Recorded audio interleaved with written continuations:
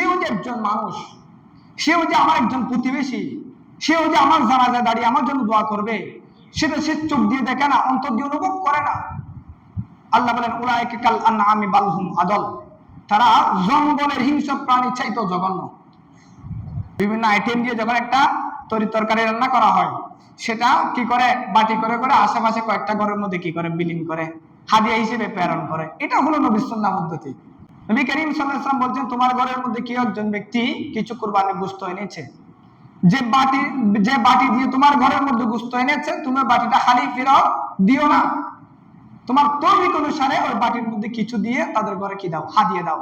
এটার মাধ্যমে আরো মহব্বত বৃদ্ধি পাবে। ইদা তাবাখতা মারাকাতান ফাআকসির মাআহা ওয়া তাআহাদ জিরানাকা।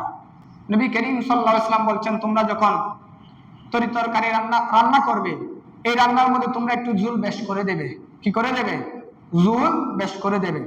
বেশ করে দেওয়ার পরে তরকারি একটু বেশি হবে, এবং ওই তরকারি তোমরা ছোট ছোট বাটি করে করে তোমাদের প্রতিবেশী যারা তাদের ঘরের মধ্যে হাদিয়া হিসেবে প্রেরণ করবে।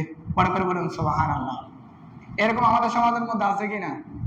আমাদের সমাজে যখন গন্ড রান্না করা হয়, গন্ড, এই কাঁঠালের কাঁচা কাঁঠাল দিয়ে বিভিন্ন আইটেম দিয়ে যখন একটা তরি তরকারি রান্না করা হয়, সেটা কি করে বাটি করে করে আশেপাশে কয়েকটা ঘরের মধ্যে কি করে বিলীন করে, হাদিয়া হিসেবে প্রেরণ করে। এটা হলো নবীর সুন্নাহ পদ্ধতি।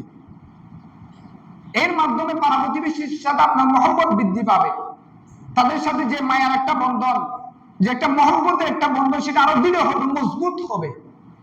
সেটা নবী করিম সাল্লাল্লাহু আলাইহি ওয়াসাল্লাম বলছেন, যখন তোমরা তরি তরকারি রান্না করবে, সেখানে ঝোল বেশ করে দেবে, যাতে তোমার পাড়া প্রতিবেশী যারা তাদেরকে একটু একটু বন্টন করা হয়, তাদেরকে যাতে একটু একটু হাদিয়া হিসেবে দেওয়া যায়।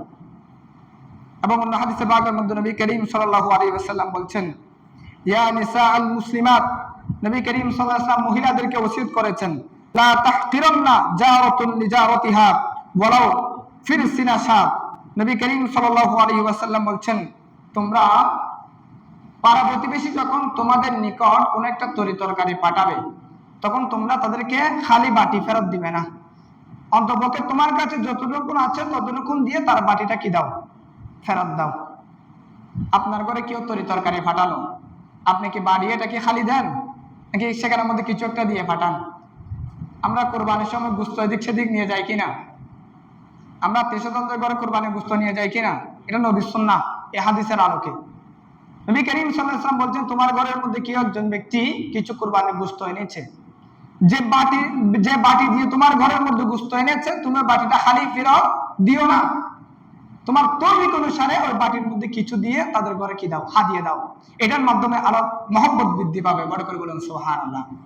কেউ যখন আমাদের ঘরের মধ্যে পিঠা গোশত পাঠায়, তখন আমরাও কি করি, ওয়াফিস আবার ওই টিফিনদারির মধ্যে কিছু গোশত দিয়ে পিঠা দিয়ে আবার পাঠাই। এটার মাধ্যমে মহব্বত বৃদ্ধি পায়, ভালোবাসা আরো দৃঢ় হয়। বড় করে বলুন সুবহানাল্লাহ। এগুলো আমার নবীর সুন্নাহ তরিকা। অনেকে বলে এগুলো কোথা থেকে পেয়েছে, এগুলো আসলে এগুলো হাদিস সম্মত। নবী করিম সাল্লাল্লাহু আলাইহি ওয়াসাল্লাম বলছেন যে ইদা তাবাখতা মারাকাতান, তরকারির মধ্যে ঝুল বেশ করে দাও, যাতে তুমি তোমার পাড়া প্রতিবেশীকে দিতে পারো। সেটা আমরা যখন কুরবানির সময়, সারা বছর তো বিভিন্ন ব্যস্ততার কারণে আত্মীয়স্বজনদের ঘরে যাওয়া হয় না, কিন্তু কুরবানি আসলে তখন আমরা আত্মীয়স্বজনদের ঘরে যাই, ঠিক কিনা? এই বছরে একবারই যাই। অনেকে ঈদের সময় যেতে পারে না, কিন্তু কুরবানির সময় অন্তপক্ষে গোশত নিয়ে যাদের ঘরে কুরবানি করেছে তাদের ঘরেও যাই, আবার আমার আত্মীয় স্বজন পাড়া প্রতিবেশী এর মধ্যে যাদের ঘরে কুরবানি করে নাই তাদের ঘরেও যাই। এই আসা যাওয়ার মাধ্যমে মহব্বত বৃদ্ধি পায়। এই আসা যাওয়ার মাধ্যমে আপনার কথা মানুষ স্মরণ রাখে, এবং আপনার জানাজায় দাঁড়িয়ে বলে যে অমুক ব্যক্তিটা খুবই ভালো ছিল, কুরবানির দিন গরু জবাই করার সাথে সাথে আমার কাছে গোশত প্রেরণ করতো, আমার কাছে গোশত পাঠাতো, এবং তার ছেলেদের দিয়ে আমার ঘরের মধ্যে রুটি পিঠা পাঠাতো। এভাবে করে আপনার প্রশংসা করে। তো জানাজার মাঠে আপনার ভালো গুণগান করা, আপনার প্রশংসা করা, এটা মনে করবেন আপনি জান্নাতে হওয়ার লক্ষণ। বড় করে বলুন সুবহানাল্লাহ। আবার সমাজের মধ্যে এমন কতগুলো মানুষ আছে যে সমাজের সাথে তার কিনে কোনো সুসম্পর্ক নাই, সমাজের কেউ তাকে পছন্দ করে না। এমন ব্যক্তি যদি মারা যায়, তার জানাজার মধ্যে সমাজের মানুষ কি আসবে? আসলেও কিন্তু একটা মানুষ ইন্তেকাল করার পরে যে একটা আবেগঘন মন নিয়ে আসে, যে একটা বেদনাদায়ক হৃদয় নিয়ে তার জানাজায় শরীক হয়, সেরকম বেদনা থাকবে না। আপনি ভালো মানুষ হন, দেখবেন আপনার জানাজায় মানুষ দাঁড়িয়ে কান্নাকাটি করবে, চোখে পানি না আসলেও মন নরম হয়ে যাবে, অটোমেটিক মন থেকে আপনার জন্য দোয়া বের হয়ে আসবে। এটা হলো মনুষ্যত্বের একটা লক্ষণ। সেজন্য আল্লাহ বলেন পৃথিবীর মধ্যে আমি আল্লাহ কতগুলো মানুষের জন্য ওয়ালাকাদ যারানা লিজাহান্নামা কাসীরাম মিনাল জিন্নি ওয়াল ইনসি, আল্লাহ বলেন কতগুলো মানুষ এবং জিনের জন্য আমি জাহান্নাম তৈরি করেছি। ওয়ালাহুম আ'য়ুনুন লা ইবসিরুনা বিহা ওয়ালাহুম আযানুন লা ইয়াসমাউনা বিহা উলাইকা কাল আনআমি বাল হুম আদল, যারা জঙ্গলের হিংস্র প্রাণীর চাইতেও জঘন্য।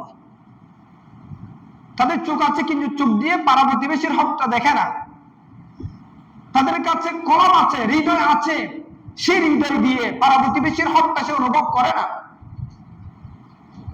সে নিজেকে ছাড়া মানুষকে মানুষ মনে করে না। অসহায় ব্যক্তি সেও যে একজন মানুষ, সেও যে আমার একজন প্রতিবেশী, সেও যে আমার জানাজায় দাঁড়িয়ে আমার জন্য দোয়া করবে, সেটা সে চোখ দিয়ে দেখে না, অন্তর দিয়ে অনুভব করে না।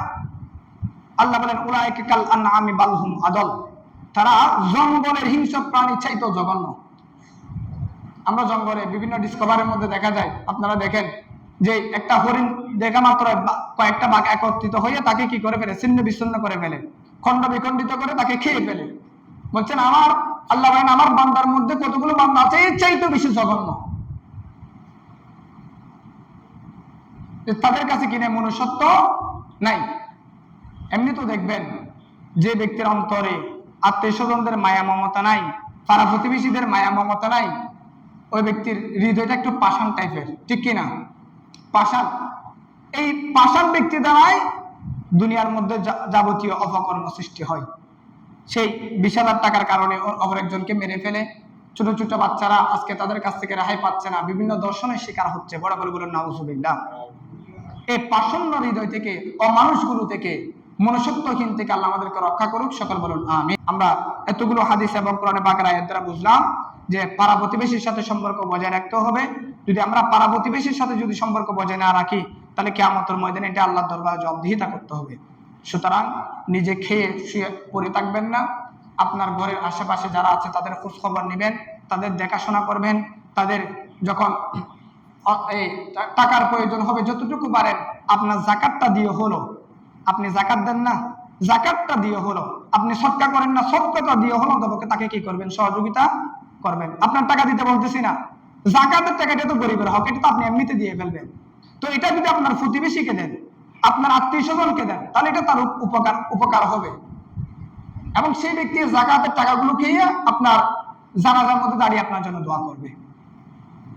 আপনার মূল টাকা থেকে আমি দিতে বলতেছি না, অন্তর্পক্ষে প্রতিবেশীকে আপনি যে যাকাতের টাকা যেটা এমনিতে দিয়ে দেন, যে সদকা এমনিতে আপনি দিয়ে দেন, সেটা আপনি আপনার প্রতিবেশীদেরকে দিবেন। নবী করিম সাল্লাল্লাহু আলাইহি ওয়াসাল্লাম বলছেন যে তোমরা যদি তোমাদের রিজিক বাড়াতে চাও, নবী করিম সাল্লাল্লাহু আলাইহি ওয়াসাল্লাম বলছেন তোমরা যদি তোমাদের রিজিক বাড়াতে চাও, যদি তোমরা তোমাদের সম্পদ বাড়াতে চাও, তাহলে তোমরা পাড়া প্রতিবেশীর খোঁজ খবর নাও, তাদের দেখাশোনা করো, তাদের খেদমতে নিজেকে বিলীন করে দাও।